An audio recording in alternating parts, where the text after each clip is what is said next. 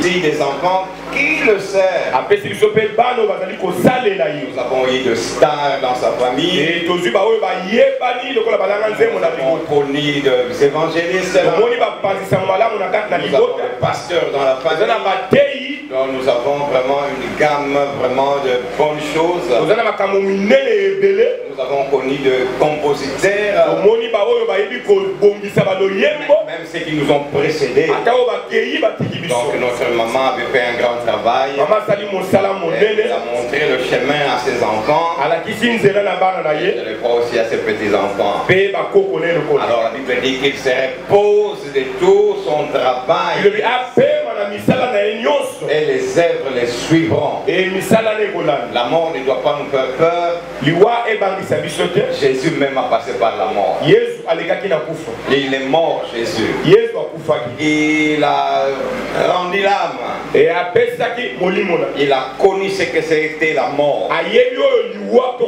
Il a senti comment est-ce que cela se passe. Mais 3 jours après, il a vaincu la mort. Ressuscité d'entre les morts. Et il nous a promis la résurrection. Aucune religion au monde nous promet la résurrection. Même l'Ancien Testament. Il y a eu tellement de crainte, d'incertitude. Et vous avez même peur de la mort. Et il disait même qu'un chien mort vaut mieux qu'un lion.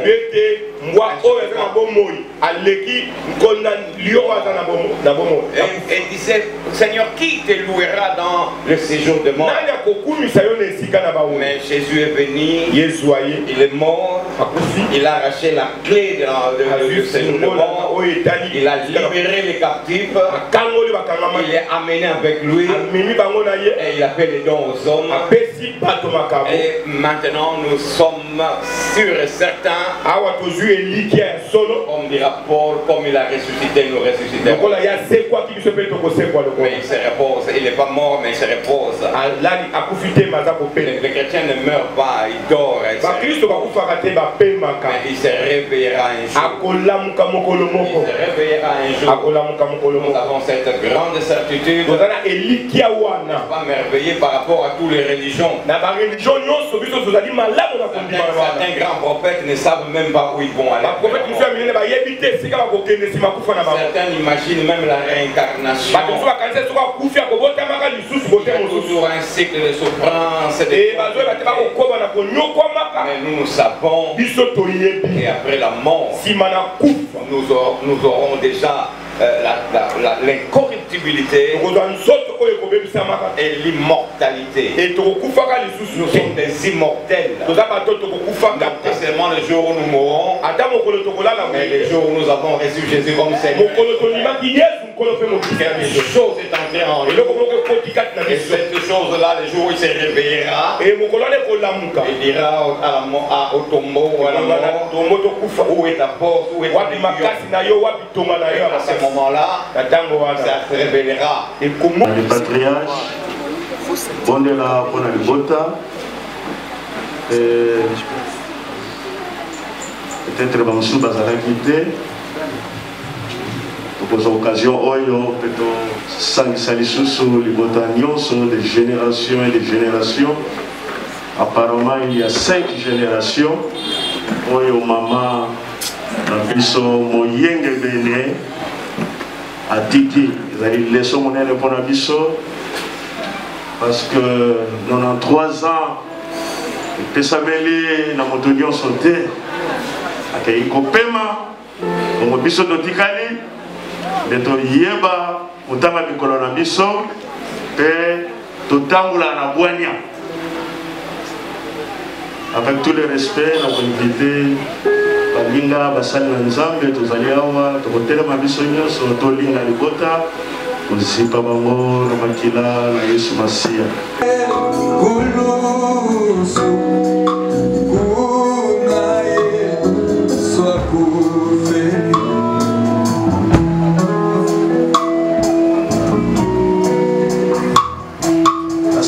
Na biso basali tomboli bingo na biso pe to semboli maboko na biso kolo bota depuis 5 générations oyo mama atikeli biso lokola héritage itetorna na nzela oyo alakisaki biso tobondeli biso nyonso.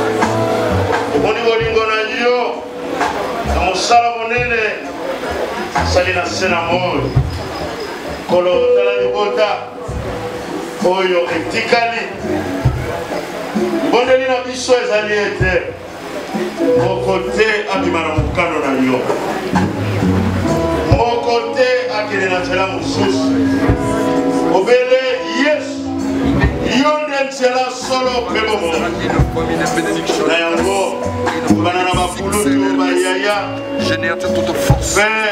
Que la bénédiction de Dieu jusqu'à 5e génération,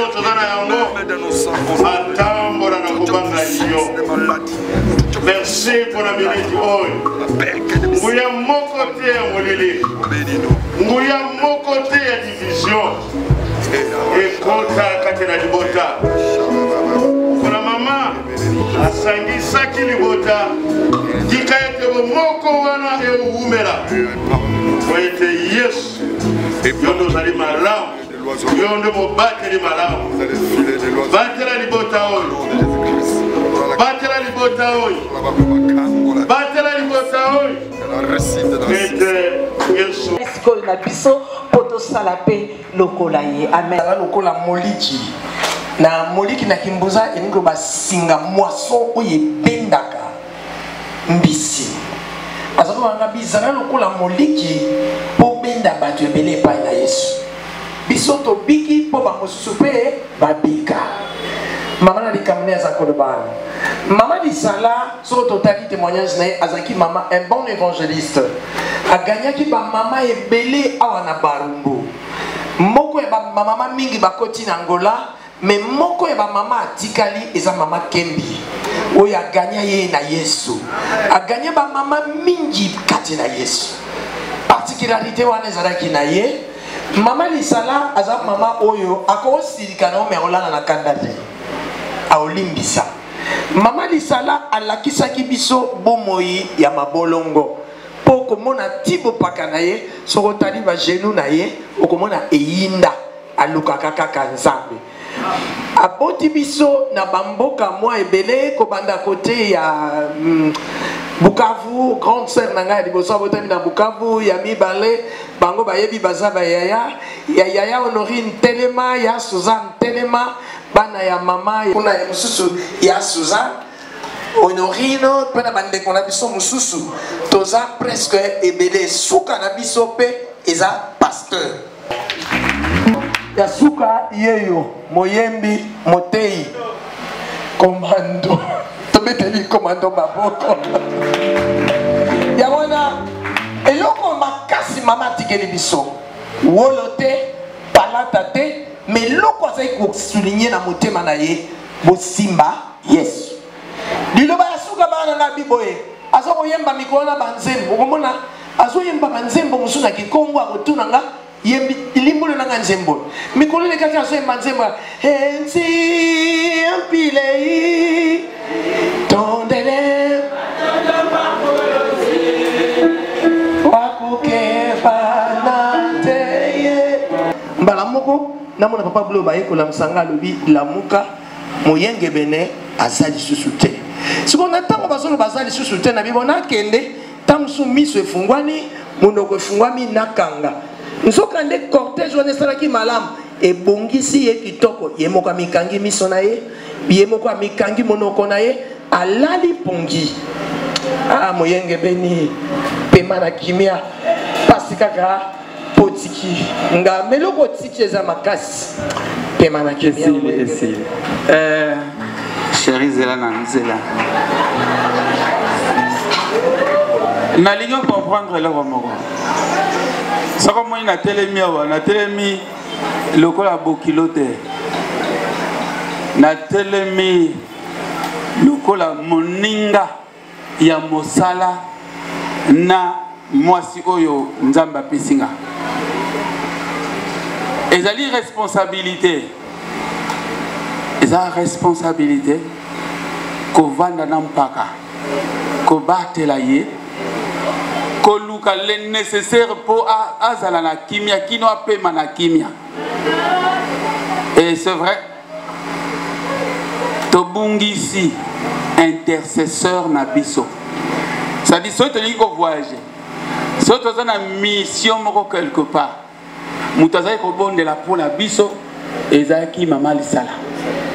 Et à rebondela na lingala te, à rebondela directement en langue.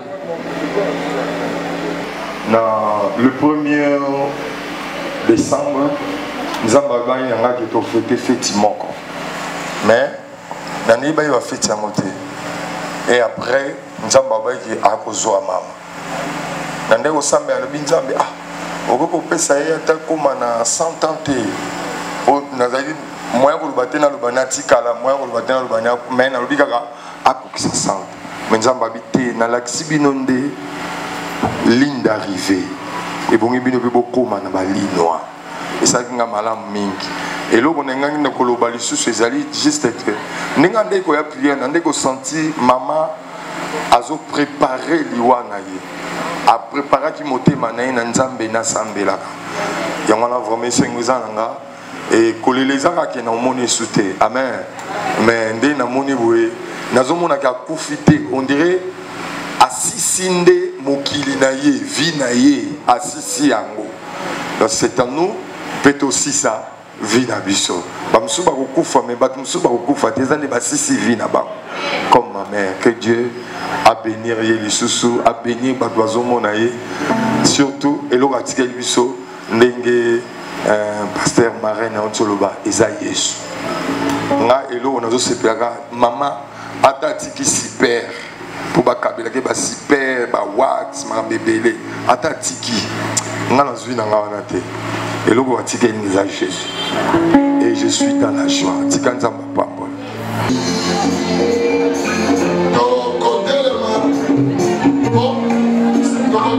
pour la clôture.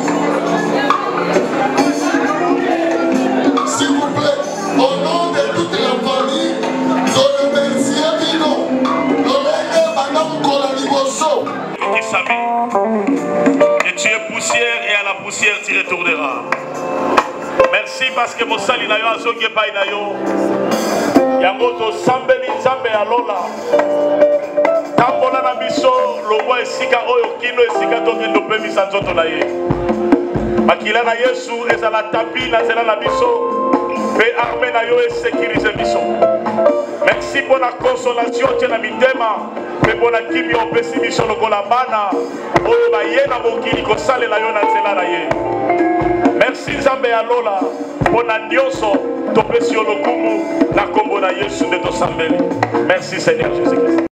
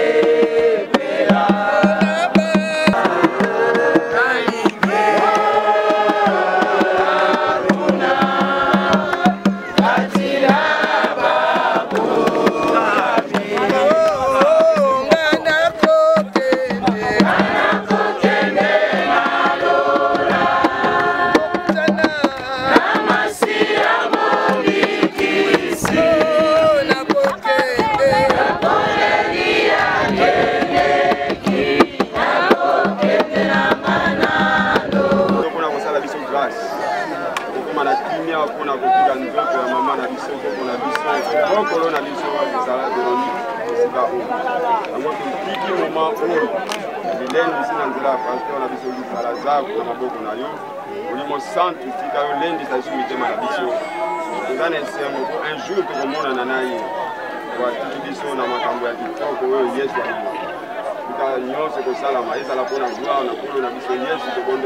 Amen.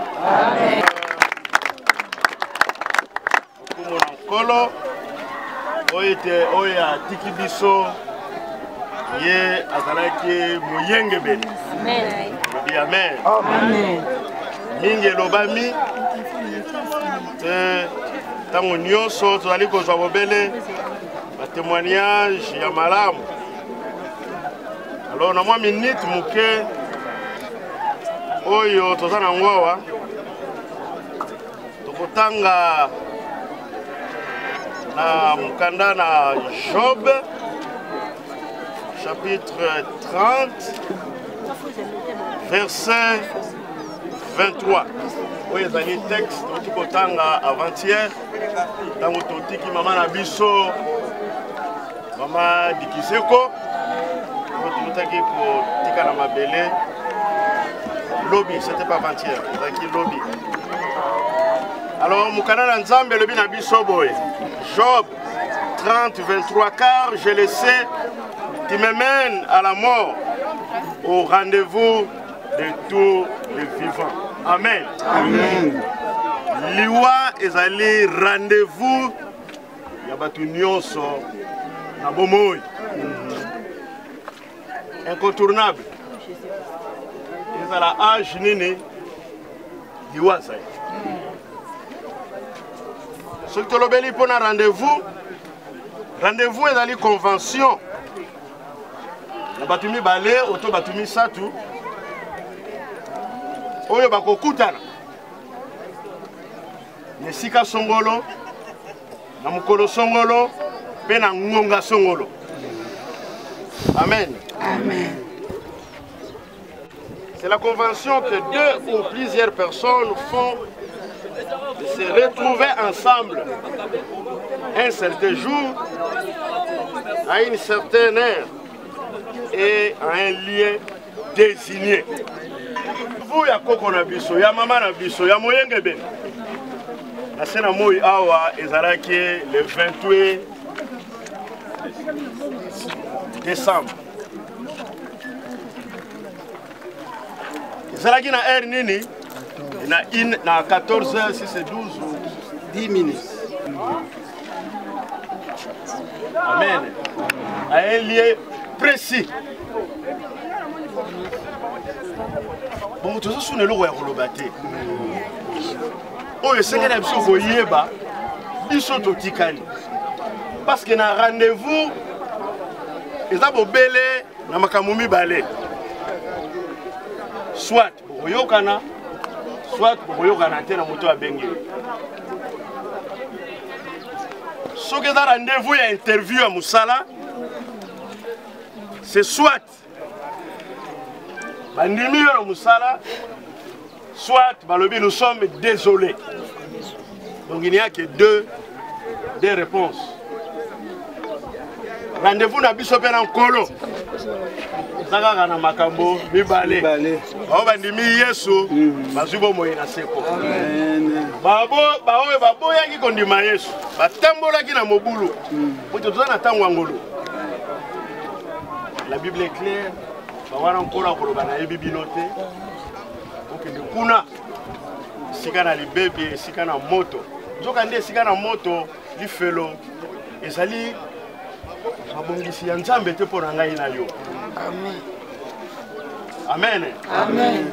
Nzambe apesa biso piste kitoko ya Yesu Masia. Et tala car bien tant aimé le monde qu'il a donné son fils unique afin que quiconque croit en lui ne périsse point mais qu'il y ait la vie éternelle. Surtout liki yango na mama na biso na koko na biso na célébration na kosepela Yesu na parcours na ye atikali oui et na rendez-vous alonge examen na ye pe azali kokota na nkembo tika ete biso totikali toyeba ete rendez-vous eza mpona biso nyonso mutu moko te akoki koéchappe yango, pas d'exception. Mais mutu ezali na rendez-vous wana réponse ekozala nini? Ndimami to oboyami?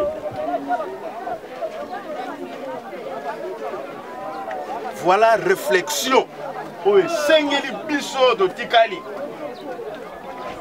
kokwatiki 5 générations biso totikali to réfléchir malamu soki nkolo abateli ye mibu ebele boye na ngolu na ye po ete biso totikali toyekola totambola na nzela na ye tika ete liloba oyo ezwa esika na bombo ya moko na biso na kombo na Yesu Masiya tolobi amen. Amen.